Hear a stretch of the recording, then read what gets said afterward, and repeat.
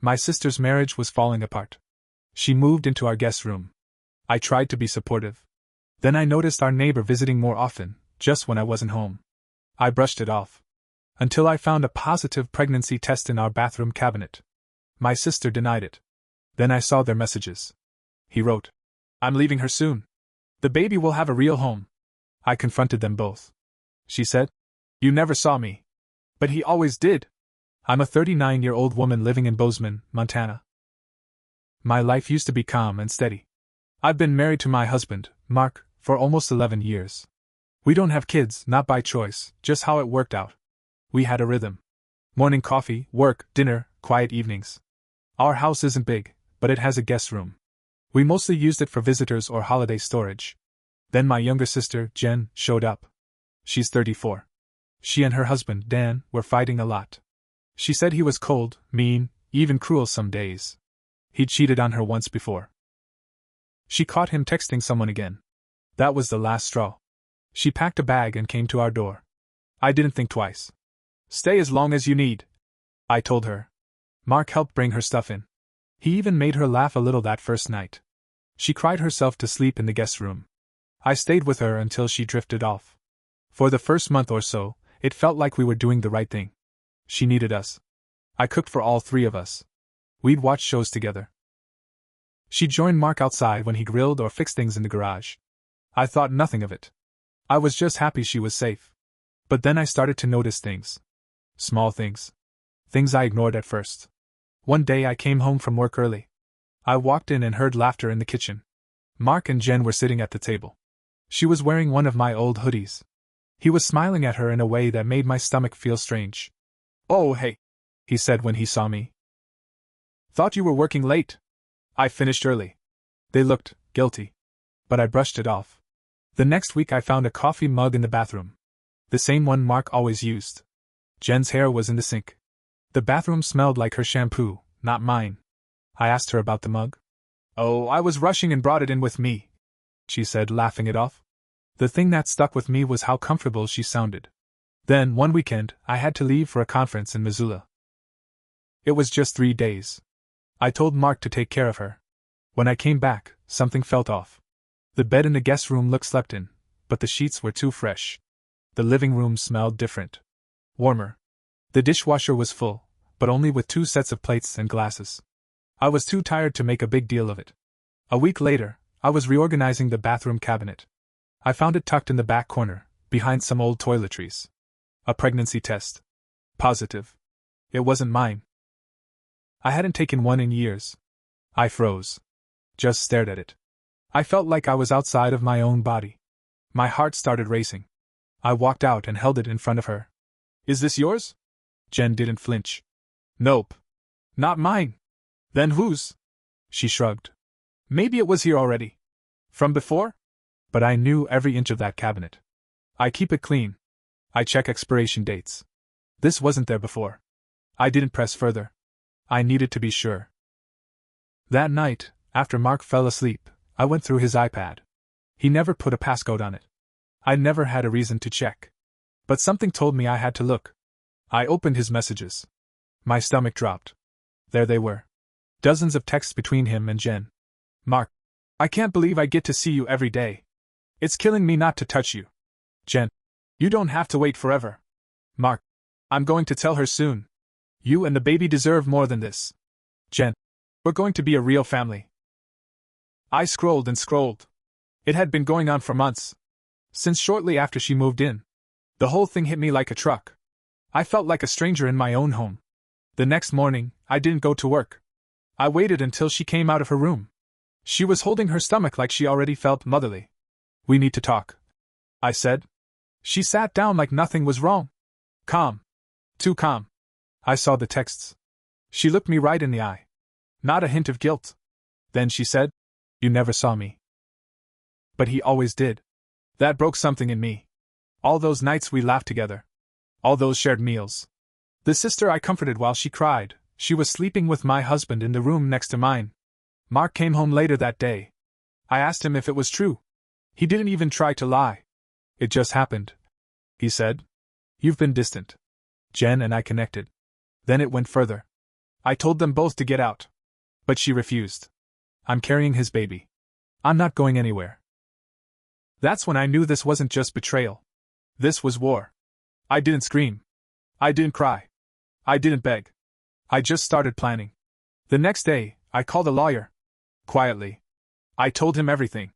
I asked him what my options were. He said since we lived in Montana, a no-fault divorce state, infidelity wouldn't change the outcome much legally. But if I played it right, I could still protect myself.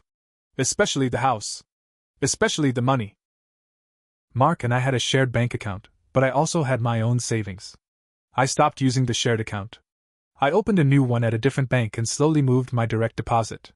I even opened a credit card in my name only. I didn't tell either of them I was divorcing him yet. I let them live in the lie a little longer. But I started watching. Jen started wearing tighter clothes around the house. I'd find her in the kitchen barefoot, making pancakes, smiling like she was the new woman of the house. Mark seemed nervous, always watching me for some kind of reaction.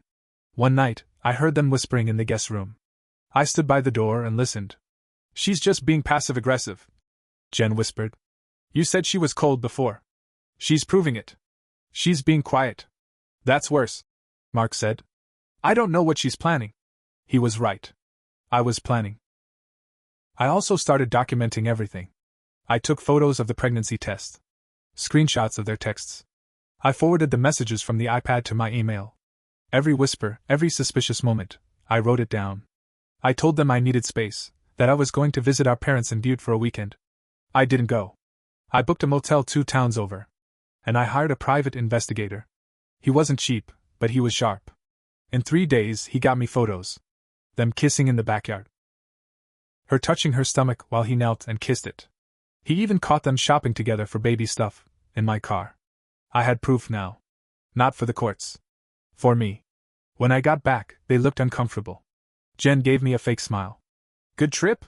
She asked. Peaceful, I said. Mark was quieter than usual. He could sense something. Then I made my move. I filed for divorce. I had the papers sent to his job. Publicly. He came home furious. You couldn't even talk to me first? You've been talking enough, I said. With your hands and your body. Jen stood behind him, hand on her belly. I still didn't know if she was really pregnant. I didn't care. I wasn't going to wait around to find out. I told him I wanted the house. My lawyer had the paperwork ready. Since I paid most of the down payment with an inheritance from our grandmother, I had a legal angle. He could keep his retirement account. I didn't want a damn thing that came from his work. They fought me on it. But they didn't have the money for a real fight. That's when I made it worse for them. I started telling people. Not lies, just the truth. Quietly. To friends. To neighbors. To Mark's co-workers. People talked. Word spread. Bozeman's not that big. People look at you different when they know you got your pregnant sister-in-law kicked out of your own house. Then I called Dan, Jen's ex. I asked him one question. Do you want to know why she left you? He did. I forwarded him everything. The texts. The photos. Everything. He was silent for a moment. Then he said, that explains everything. She always said I made her feel invisible. Looks like she just needed a mirror. Dan wasn't done with her. He wanted legal action too. Apparently, they were never legally separated. He was going to press for alienation of affection and other claims. I didn't stop there. I told Jen I had an appointment for a paternity test. If she wanted to prove Mark was the father, she could take it. She refused. I told her. Then you can both get out. She screamed at me. Said I ruined her life. I looked her straight in the eye and said, you ruined mine first. They moved out 2 weeks later. I let the silence swallow the house whole. But the story wasn't over. 2 months passed. The divorce was moving forward. Mark didn't have much left to fight for. He moved into a small rental on the edge of town. Jen was with him. I heard through mutual friends that he sold his truck to cover rent and some of her medical bills. Still, no sign of a baby. No bump. No ultrasound photos. No doctor visits. Nothing. I wasn't the only one noticing. Dan reached out again. He said he was digging. He had access to Jen's old medical records. Turns out, she'd had fertility issues. Major ones. According to her records, she'd been told 5 years ago she had less than a 5% chance of getting pregnant naturally. And no one could confirm she was currently seeing an OBGYN. She told Dan she was pregnant when she left, but he never saw proof either. She was faking it. When Dan told me, I wasn't even surprised. I felt disgusted, but not shocked. She'd used the lie to get Mark to commit. She wanted someone to choose her completely. And now she was trapped with a man who had no money, no house, and was tied to her by a lie that was starting to unravel. I didn't say anything to them. I waited. Then came the twist I didn't see coming. One of Mark's coworkers, a woman named Rachel I barely knew, called me. I'd met her a couple times at office parties. She was blunt and direct. "I probably shouldn't tell you this," she said, "but he's been a wreck. Talking too much. One night after some drinks, he told a few of us he wasn't sure she was pregnant. Did he say why? He said he never saw a test. She just told him. Said she was late and acted scared. He believed her. But she hasn't let him come to a doctor's appointment. She always has a reason. Then she said the part that really hit me. He also said she reminded him of you. Back when you two first met. That he misses how you used to talk to him. Said she's cold now. Controlling. I hung up. I sat there for hours, thinking. I realized something. He didn't leave me for her. He escaped his own failure and found someone weaker. Someone who would stroke his ego. Now she had him, and she hated him for it. A week later, I got a text from Jen. Can we talk? I didn't reply. Then she showed up at my door. I didn't let her in. I stepped outside and closed the door behind me. She looked thinner. Pale. Her eyes were red, like she hadn't slept. He doesn't love me, she said. Not my problem, I replied. I lost a baby, she said, trying to cry. There never was a baby, I said coldly. She blinked. I saw your records, I added. I know. That shut her up. She looked down. She started breathing fast, like she was trying to get sympathy. I'm all alone now. I stared at her. You were never alone, I said. You just didn't want what you had.